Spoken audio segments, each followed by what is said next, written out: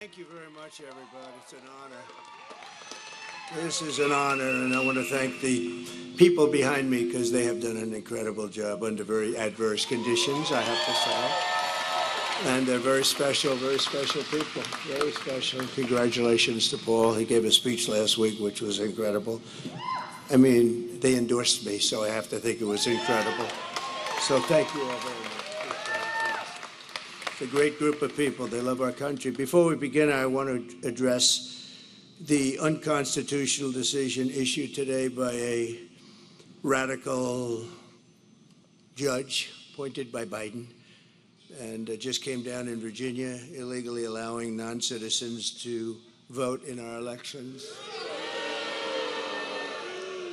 In fact, a poll came out, 87% of the people disagree, so that's pretty good amount, isn't it, Ted, huh? The outrageous decision goes against the very bedrock of our democracy, and thankfully, Virginia Governor Glenn Youngkin, who's doing a terrific job, is working hard to fix this problem. They found thousands of illegal votes, and the judge said, you didn't do it in a timely fashion. They did it a long time ago. As legal scholar Andy McCarthy just said, and very correctly, how can non-citizens be allowed on the voter rolls if their voting is a federal crime? Constitutional law professor Jonathan Turley, two great guys, by the way, also notes that it is a crime to be a non-citizen voter. Removing illegal voters off the voting roll should be a big priority for this country, and yet instead we're scorned by a judge. This is blatantly un-American, and it's election interference, and Kamala Harris is behind it very much. And so I just wanted to bring that to your attention. And obviously, I mean, it's up to the governor of Virginia, Glenn Youngkin, but I assume they're going to be appealing it. I think he's going to. And they feel very strongly about it. So we'll see how it goes. But you have to get the confidence going for elections when you have decisions coming down like that, where they allow people to vote that blatantly aren't qualified to vote. It's pretty sad for our country. We have enough problems with the elections. It's about confidence. We're here today in the great state of Texas, which is, I like it,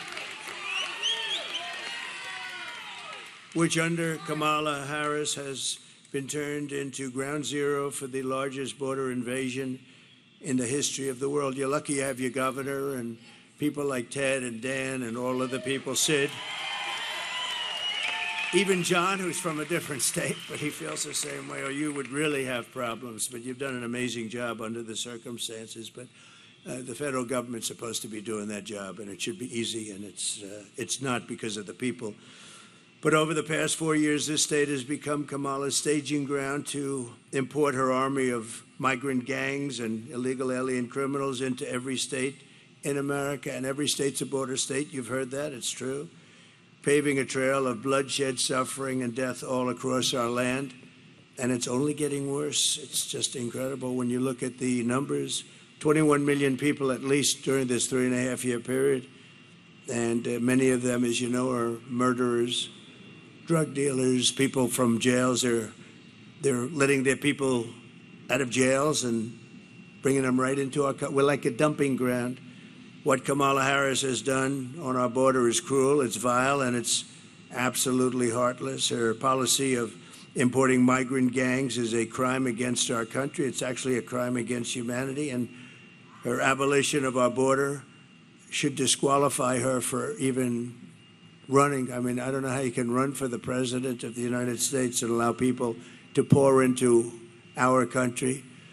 And we're talking about seriously criminal people, many of these people, and they come from all over the world. It's not just South America. They're coming in from Africa. They're coming in from the Middle East. The Congo, that's a hot place right now. A lot of people coming in from prisons in the Congo. They're coming into our country. It's not even believable, actually, when you think, you're standing up here, you're saying this stuff, John Barrasso, but you're saying this, and you say to yourself, is it even believable? It's sort of like, actually in a smaller way, but still very important, men playing in women's sports. Who would want that? But, 10 years ago, 10 years ago, you would never say that, and then you have the transgender operations all over the place, and you're saying this, and you have parental guidance, and we want our child to be parentally guided, and you have to make apologies for the fact that they're not, but they're going to be, and we're going to bring that back. We want our parents. But you know, if you go back 10 years or 15 years ago, if you ever made a speech like that, they'd say, this guy's crazy. What is he talking about?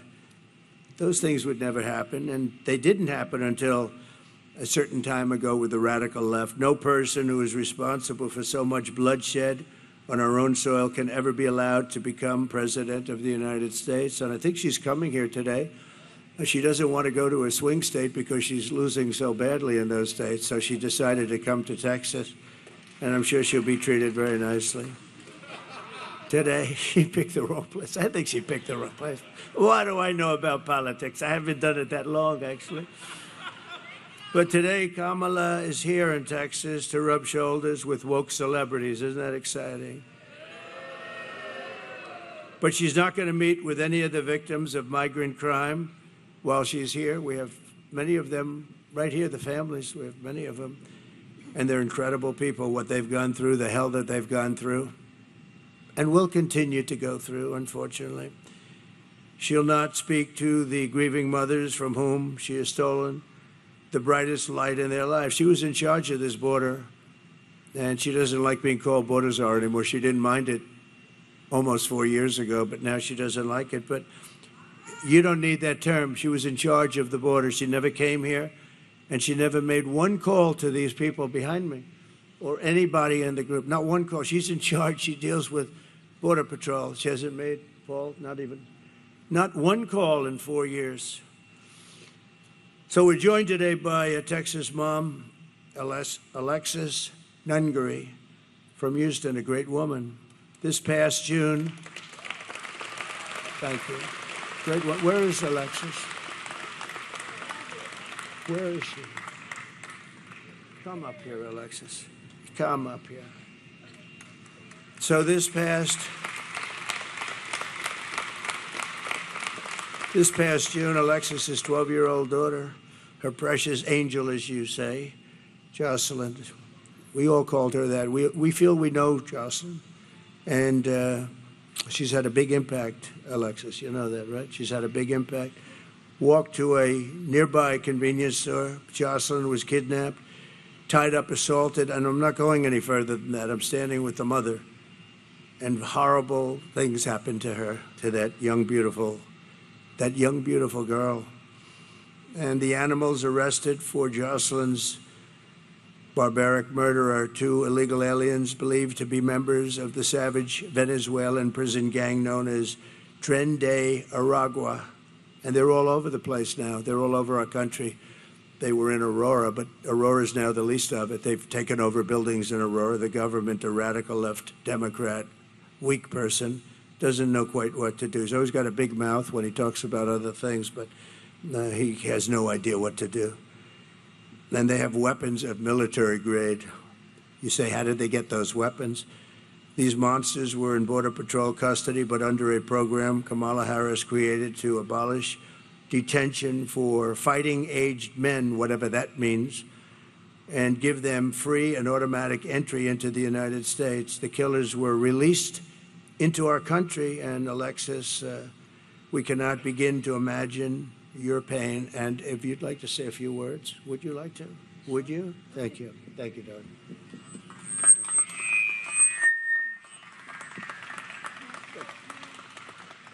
I want to thank everybody for Donald Trump, really, for the opportunity to be able to say my daughter's story. I know everybody knows somebody that was like her. She was 12. She was going to be a 7th grader, preteens. They think they're invincible. And she was just being a child. And due to the Biden-Harris policies we have here are why she's not here anymore. She was taken from her vulnerability, and they made her a target and ran with that. And now I will forever be a grieving mother, and my son will forever be a grieving brother who will no longer get to grow up with his sister. Kamala Harris has never reached out to me, just even as a human, to give her condolences as a humane person running this country. I think it's very sad that she can't even just give me an open apology, sincere apology. She's attempted to apologize to me just days before this election, and I find it very inconvenient and a convenience for her. I appreciate everything Donald Trump, Senator Ted Cruz has done for me. They've been a tremendous amount of help for me and my family during this incredibly hard journey for me. I want to thank everybody for listening to my words. Thank you.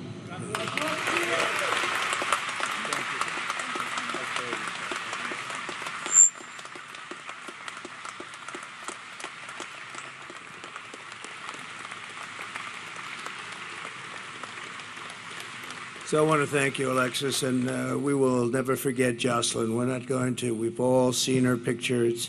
It's blazed into our minds, and the violence and viciousness, and nobody calls, nobody talks. And we have many others like that. The 13 soldiers that were killed so horribly in Afghanistan, nobody called them. Nobody calls them. But certain people they call, but they don't call them.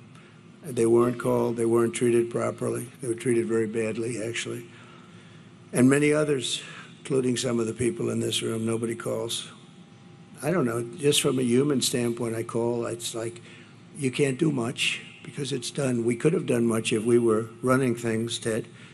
We would have had strong borders. We would have had all the things. At least they would have had a real good chance of not having been caught up in this crime wave that's happening.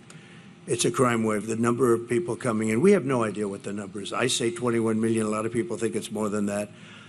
And then you start talking about the gotaways. I think the gotaways could be, Dan, double that. Who knows what it is? They're running into the country. We have no idea. That we call them from parts. I call them from parts unknown.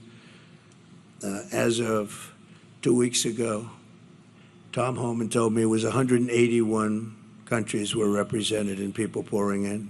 So it's no longer just a small group of people from the 3 or 4 countries that we're accustomed to talking about. In an interview last week, Kamala Harris was asked directly if she would apologize to Alexis for letting in the savage killer that took Jocelyn's life, and Kamala Harris refused to take any responsibility whatsoever. She refused to own up to the fact that open borders and totally unchecked. It's not even open borders. Open borders are horrible, and how stupid are they?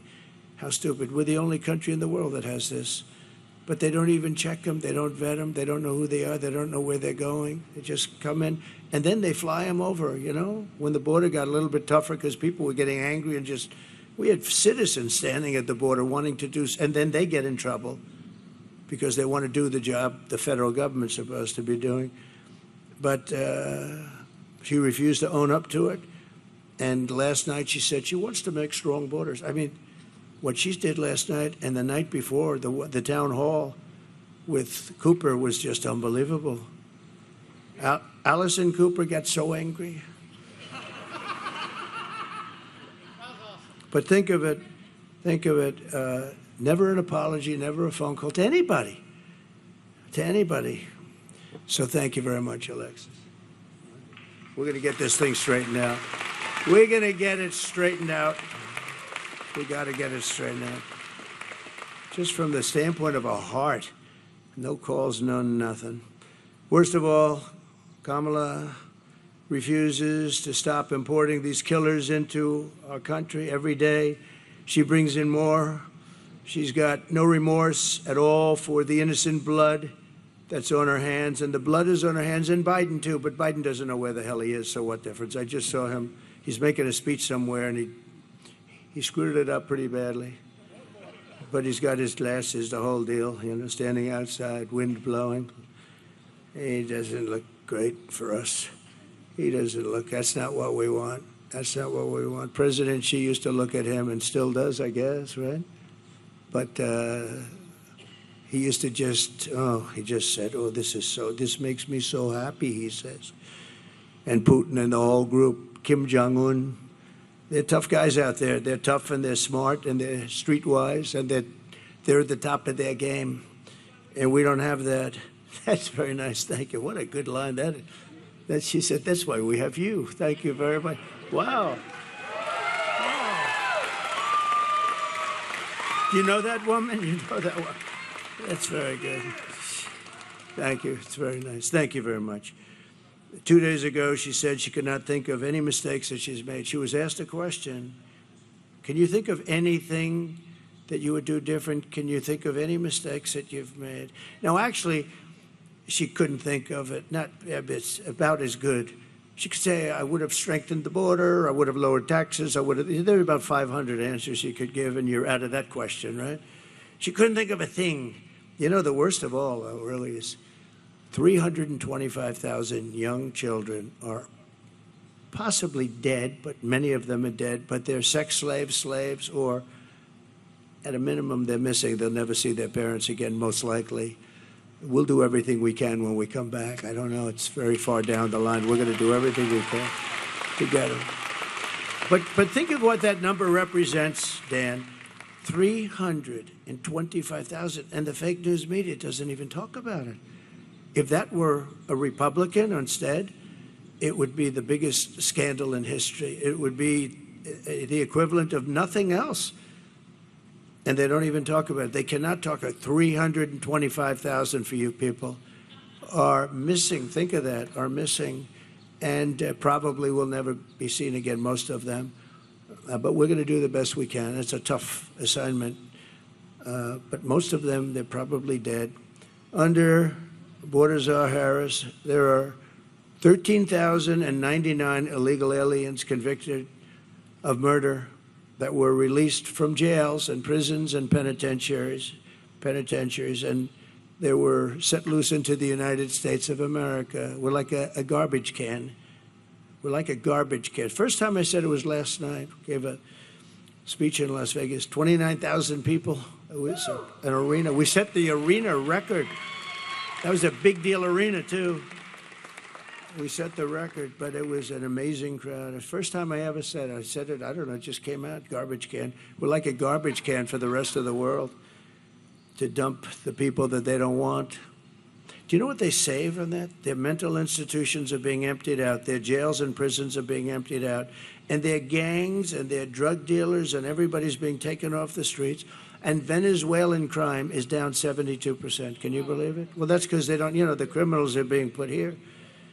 If we don't win this election, we're going to go to Venezuela next year, Ted, and we're going to celebrate there because it's going to be much safer than our country, okay? Is that a deal? We'll all go together.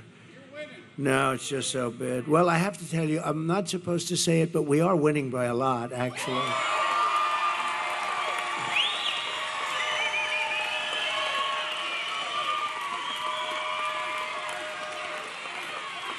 And the...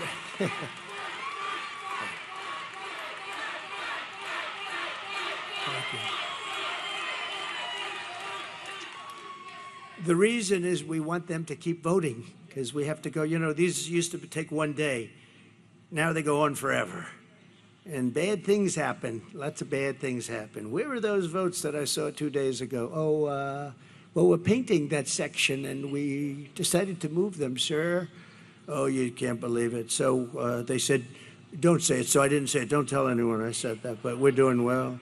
We're doing well in all 7 states. Every one of those swing states we're doing well. And we're doing really well here. But we expect that. We expect. But in another atrocity, Kamala released and unvetted MS-13 gang members from El Salvador into the United States. He's a real beauty. He's MS-13. That's another gang. They use knives. They like knives because it's more painful. They cut people up. They killed 2 young students walking to school, 2 beautiful young women, young girls. And they were walking to school, and they got them walking to school, and they knifed them up and cut them up. Didn't want to use guns because that's not painful. And you know who got rid of them? ICE. They're friends from ICE. They work so well together. And Kamala wants ICE is, you know what ICE is? Tough people that love our country. They have to be tough. Because I know a lot of tough people right up here. You don't want to do what they do. They got to be tough. And they've done a great job, but they did a very good job here.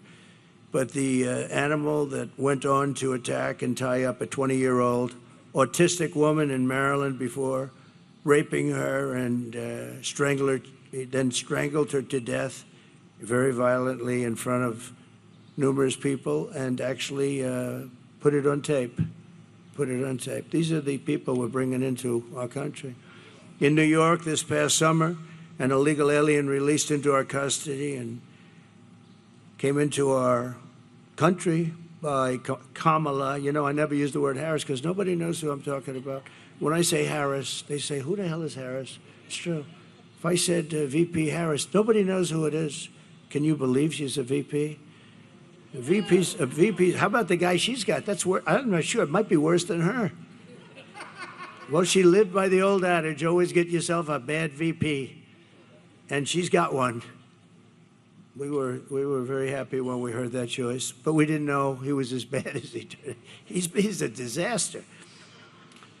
But Kamala approached two 13-year-old children with, think of this, these people that she let in with machetes, knives, guns, in broad daylight, forced them into the woods, tied them up together, their wrists, everything, raped the young girl, park, filmed the entire thing, put it on camera, put it out for everybody to see, badly injured this person and somebody with her too, really badly. In Georgia this year, and you know this, everybody knows this, except Biden, he didn't know how to pronounce her name after pressure because he didn't talk about it either, Alexis. He refused to talk about it. Then he was actually forced to because it got so crazy. But in Georgia this year, an illegal alien criminal with ties to Trinidad, Aragua, kidnapped, assaulted, and murdered a brilliant young nursing student, Laken Riley, you remember? Laken Riley, who was a beautiful, I got to meet the parents a couple of times. They're incredible, but they're like devastated. You know, you can't really say, oh, well, everything will be, it's not going to be okay. It's not good. It's just, you can't really, there's nothing you can say, really. A lot of times they say, like to Alexis, what can I say? The only thing we can do is do something about it so it doesn't happen again, you know, and that's all we can do. But she murdered her while she was out on a run. She wanted to keep herself in good shape, and they got her. Her killer was yet another monster released into America through this open border policy of Kamala and her group of radical left idiots. Under the Trump administration, we will end this migrant invasion and we will deport every last criminal alien, targeting our daughters and our children, our families, other people's families. They're going to be gone. They're going to be gone fast. Some are so violent, you know, we can't let them go. We can't send them in because they'll come back. But we have some pretty strong policies that we're putting into place immediately on January 20th. We're honored to be joined by many of the incredible Border Patrol agents and law enforcement heroes who will help us restore safety to America. And I'd like to invite a very special person.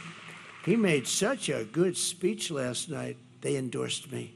And this gentleman made a very good speech. I said, you know, I'm going to have to go back and start practicing. Ted, you and I are going to have to practice a little bit. But Paul Perez just assumed the big power position from Brandon, who was a fantastic guy. He's still involved in so many ways, but they endorsed me, something they're not really probably even supposed to do. I won't get into that. But they love the country.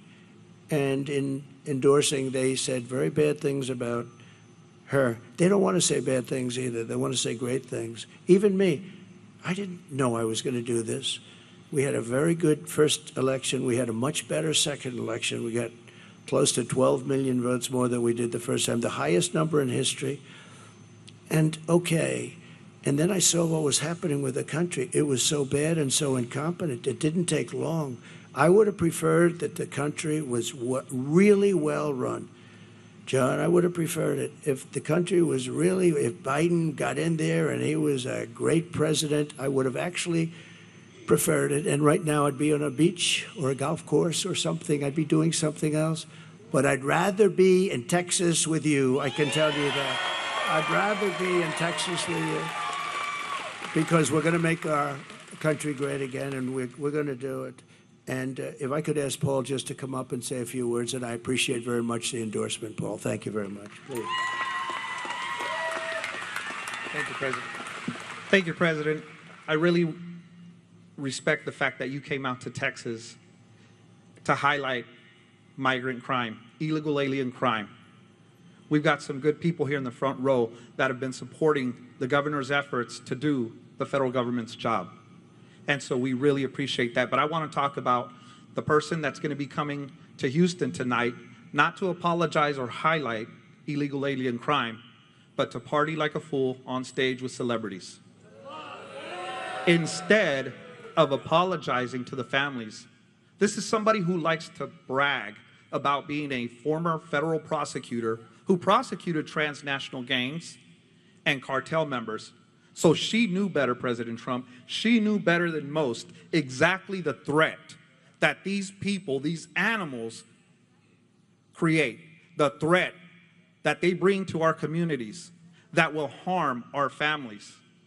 And these scumbags listed here on these pictures here are part of the Kamala crime wave. And because of that, the Kamala crime wave has devastated cities. President Trump strikes fear in the enemies of America. That is the type of leadership that we need in this country.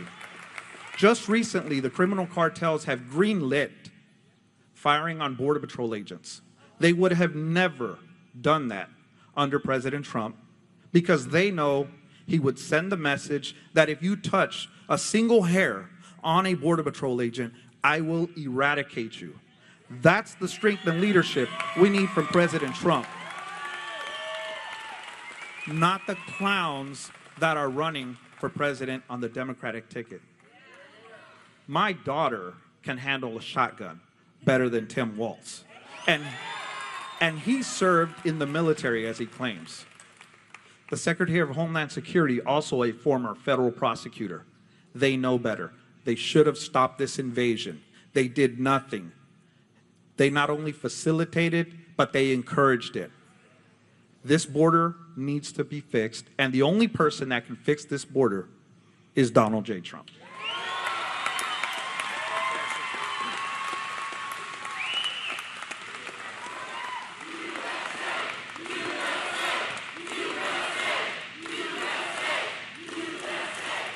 Thank you very much. Paul, thank you very much. Boy, it's you can't say it better. You can't say it better. And they really know the subject. If they thought somebody was slightly better, that's what they want. They just want it fixed. And their job's a lot easier just to let everybody pour through. It's a tough job when you do it right, but that's what they want. They love the country. This is just a great group. I've gotten to know them so well over the years. I did call them a lot. And we had the safest border. We put down my all-time favorite chart. Without that chart, I wouldn't be standing here, Dan. But that chart basically showed we had the lowest, and it was done by Border Patrol. We had the lowest number of illegal migrants. We had the lowest number of drugs in many years, and all of the different categories were number one. The day I left, and I said, we're going to have to come back. We're going to have to do it, and we'll do it even better because we really have experience now that we didn't have then. I want to thank the Guillen family. The Guillen family is here. They are incredible, incredible, brave, and beautiful family. They lost their daughter and sister, and she's up in heaven looking down, very proud of you, and very proud of the stance that you took. A very vicious group of people, just liars, you know, and a magazine that's a failing magazine run by a guy named Goldberg came out with a story, bad story about me, that I had told them I was going to do something and all this. And they were so incensed that they said, we can't let them say that about what took place with the daughter. I was going to help them if they didn't get the military funding. I was going to fund it myself. I told them that, but they were able to get the funding. And I guess they came out with a story that, what's it called, the Atlantic magazine, Atlantic.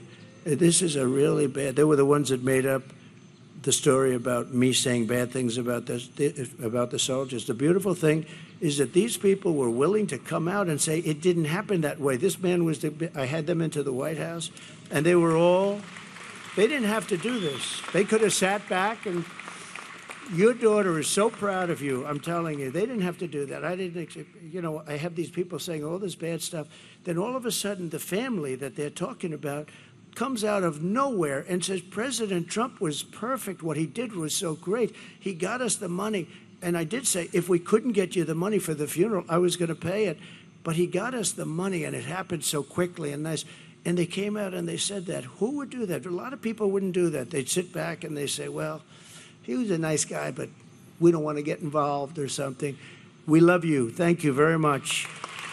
We love you.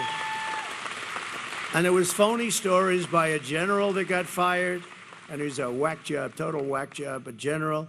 It's funny, when you fire people, see, Biden has never fired anybody, but when you fire people for doing a bad job, they get a little bit angry. Somehow it just seems to work. But he was a nut job to start off with. So that's just so, it's such a beautiful story. Out of nowhere, we get a call saying that problem solved. Why? Because the family came to, and they said that the magazine totally lied and misrepresented. This was the same magazine that said that I said about dead soldiers that there was something, what was it, suckers and losers. Think of it. I'm supposed to be standing there over the graves of soldiers with people around me, military people or whatever, making a statement like that. No, I mean, can you imagine? Can you imagine anybody doing it? I think I'd end up in, I may be the president, but I think somebody would start a fist fight. And probably I would say, you were right in it. Who would do this? They make up stories. It's not even like they have sources. They don't have sources. They're storytellers. They say, what would be bad? I have a bad one. And you know when it's always released? Same time with the last one. It's released just before the election. That suckers and losers story, which was totally fabricated. There's nobody that loves the military. And these were World War I heroes. They died in World War I. And I'm saying, they were suckers. I mean, you'd know me. They were suckers or losers. Can you imagine it? And the problem I have, Ted, is that 5, 10, 20% of people, when they read that, they're going to believe it. So I talk about it because it was a terrible thing. You know, I walked past, I remember we were doing a big event, and I was going back to Air Force One, and they were under the wing, these fake news people. They're so bad. There's a lot of them back there, by the way. We got a lot of them honoring that special person, right? We got a lot of fake news. But I remember I'm walking past, and I hear the people shouting and everything. And I heard this one voice, loud, boisterous, horrible voice, say, did you call the dead soldiers from World War I suckers and losers? I said, I didn't, you know, to myself, I said, man, that's a bad one. Because it's what, this sleazebag reporter, Goldberg, against me. I mean, and a percentage of people have to believe it, so all I can do is talk about it. But as soon as I heard that statement, I said, man, that's bad. Because to me, that's so bad. And that's what they do. These are evil people. They're a threat to democracy. And, you know, we are not a threat. The threat to democracy is the other side. They've weaponized the courts. They've weaponized the FBI to go after people. They go after parents. They're going after Catholics. I don't know what's with Catholics lately. But if you're Catholic, you're being persecuted. Anybody that votes as a Catholic for this horrible candidate that can't put two sentences together, she can't speak. She can't put two sentences together. Can you imagine her standing with President Xi of China? I don't think so, Ken. I don't think. He would be a very happy man, but hopefully that won't happen. And based on the first 4 days, it's not going to happen. I want to thank some of the special guests we have. Senator Ted Cruz for being here, Senator Ted. And it's hard to believe he's in a race because, honestly, I don't know who would want to run against him because he's really a great senator. He's a great senator. He loves the country. He's tough as hell. He fights. He's always fighting, and he's fighting for the state, but he's fighting more for the country than just about anybody. And John Barrasso would acknowledge that. John is one of our leaders in the Senate, and he's a fantastic man. So Ted, I know your thing is going good. I heard you were helped very greatly. You got a big pop, right? And I know you're doing great, but I just want to say he's got my complete and total endorsement. He has always will have. And you're going to have a great day, and hopefully I'm going to have a great day, and we're going to be celebrating together, and we're going to make our country, as we say, or we'll make America great again. We're going to make it great, and it's going to go faster than you think. But it can't sustain this for another 4 years. That I do believe. A very good friend, the head of my campaign, from the day I ran, he called. He said, "I want to run your campaign." I said, "Well, I'm not very experienced. I'd never done this before." But he liked me, and he saw something, I guess. Dan Patrick, he's a fantastic man. And Dan, we're doing okay, I hear? Good?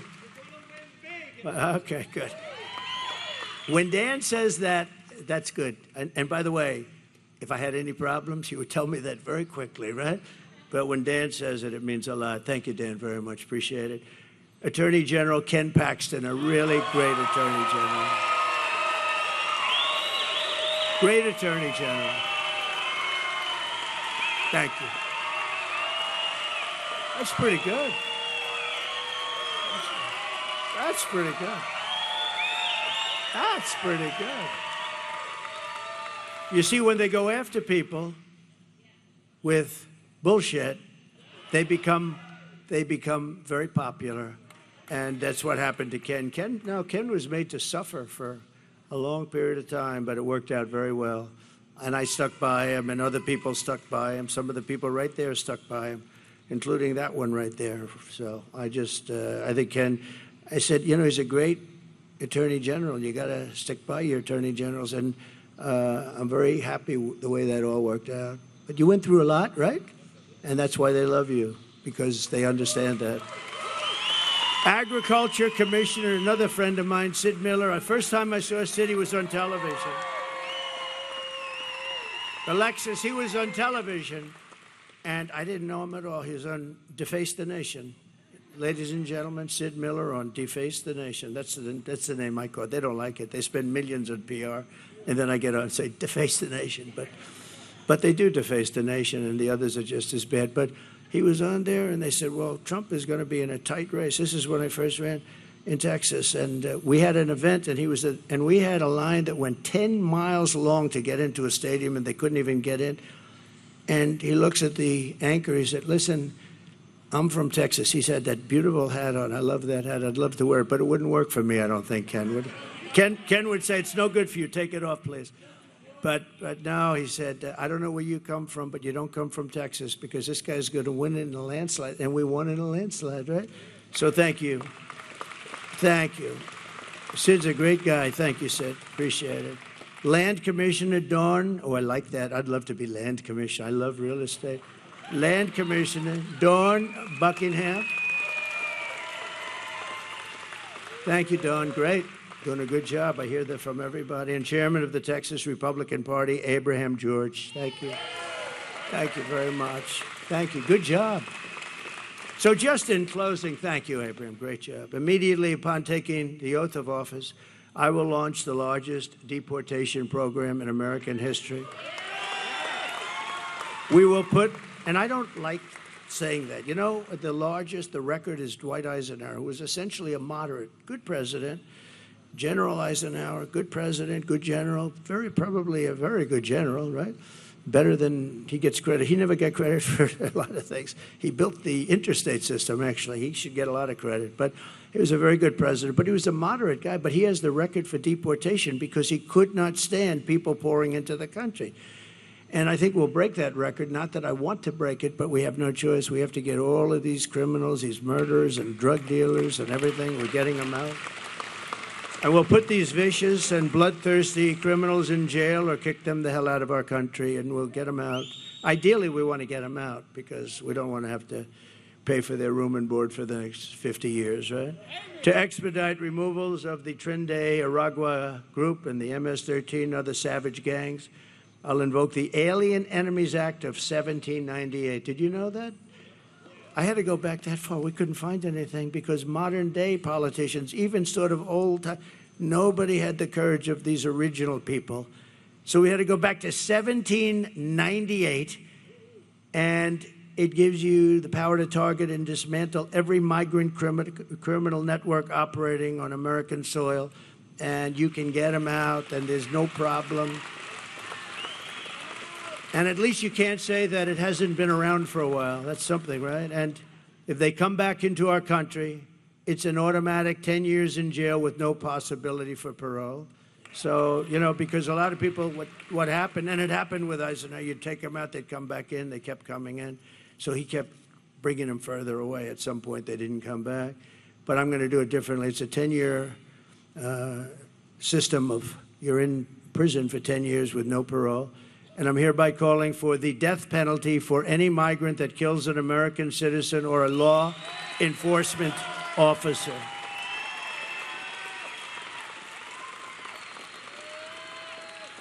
And you'll be amazed how it worked. You know, when I was in the White House, we had a lot of people that wanted to pull down statues and things, and I didn't like it too much, and we didn't have time to pass a law because they were really getting pretty violent around in Washington, D.C., and they wanted to pull down. You know, actually, when they started roping up Abraham Lincoln and a couple, I said, I'm not even sure they knew what they were doing. But we found a law that was in the early 1900s, very tough law, that if you so much as touch in violation of anybody's word, if you so much as touch a monument or a statue, you get 10 years in jail. And I had a news conference, and the town was flooded.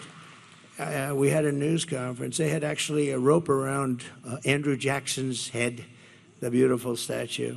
And I said, we're going to go fast. And I went out, I did it. And it was a beautiful sight. The second I announced, 10 years in jail, no probation, nothing. And as soon as I said it, everybody just sort of walked. I could see them walking. I don't want to use the term I used last night. A certain part of their body, I watched the back. I saw thousands of them, and I said, what a beautiful sight. They just left. And that was the end. We had no more problem until about 2 months ago, in D.C., where they became very violent. They were fighting with police. They were putting spray paint on our beautiful, on the lions, the beautiful lions. And, you know, they're sandstone, and that's a very porous stone. You'll see that spray paint for many years to come, like hundreds of years. You can't really get it out. It goes deep into the stone. And to the best of my knowledge, nothing happened to them, did it? They were beating up cops, or the cops were beating them up, but they were fighting. They were fighting our police, our great police. We're going to take care of our police, too, by the way. They're going to stop the lawlessness. And I'm going to end all migrant flights immediately. You know, they're still flying flights coming in with 450,000 people over a fairly short. 450,000, that's a lot of flights. And I'm going to outlaw immediately, and we're going to ask you guys to help on that, but we're going to outlaw immediately sanctuary cities. They're sanctuaries for criminals, and we're going to end catch and release once and for all. And Kamala Harris, she started this nightmare, open border, no common sense. We're the party of common sense. There's no common sense to an open border, and I will stop this nightmare immediately. November 5th, 2024 will be Liberation Day in America. So I want to thank everybody for being here. And Alexis, I want to thank you, darling. And your daughter, very proud of you right now, I can tell you. Very proud. This unbelievable family back there, thank you very much. We won't forget it. We're going to meet in the White House. We get there, I told them we're going to have lunch in the White House. All right? And that goes for you. Are we allowed to bring Alexis? Can we do that? They said yes, okay? So we're going to do that in honor of your beautiful Jocelyn, okay? Thank you. Thank you very much, everybody. We greatly appreciate it. Thank you, guys. Thank you, Ted. Thank you, everybody. Thank you very much.